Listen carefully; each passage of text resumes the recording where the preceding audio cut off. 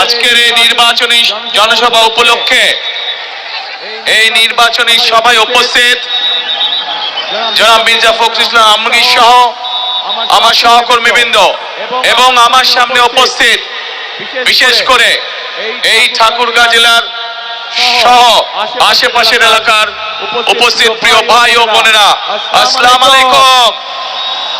আসসালামু আলাইকুম। কেমন আছেন আপনারা?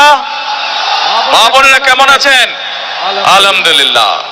প্রিয় ভাই বোনেরা, আজ বহু বছর পর এই ঠাকুরগাঁর মাটিতে আমি আবার আসতে পেরেছি, সেজন্য আল্লাহর কাছে হাজার লক্ষ কোটি শুকরিয়া।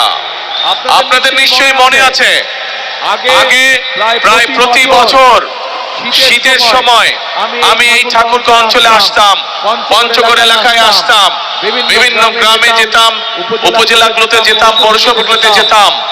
দুস্থ মানুষ, বয়স্ক মুরব্বী যারা আছেন, মা বোনেরা ছিলেন, দুস্থ নারী যারা, তাদের জন্য শীতের সময় গরম কাপড় কম্বল নিয়ে আমরা হাজির হতাম এবং হাজার হাজার মানুষের কাছে চেষ্টা করতাম সেই গরম কাপড় পৌঁছে দিতে, যাতে তারা শীত থেকে নিজেদেরকে রক্ষা করতে পারেন।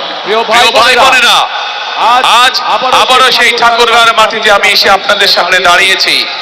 আজ এসেছি আপনাদের সামনে ভিন্ন একটি পরিস্থিতি বা ভিন্ন প্রেক্ষাপটে।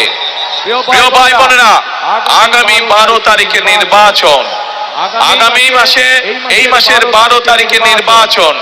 এই নির্বাচনে বাংলাদেশের মানুষ তাদের যে অধিকার কেড়ে নেওয়া হয়েছিল সেই অধিকারের প্রয়োগ করবে বাংলাদেশের মানুষ। বাংলাদেশের মানুষ গত এক যুগ ধরে তাদের কাছ থেকে যে রাজনৈতিক অধিকার, কথা বলার অধিকার কেড়ে নেওয়া হয়েছিল, সেই অধিকার বাংলাদেশের মানুষ প্রয়োগ করবে।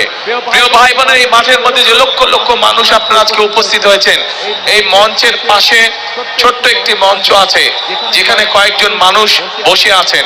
এই মানুষগুলো গত 15 বছরে বিভিন্ন ভাবে গুম খুন অত্যাচারে নির্যাতন হয়েছে তাদের স্বজনরা, সেই অত্যাচার নির্যাতিত পরিবারের সদস্যরা বসে আছেন।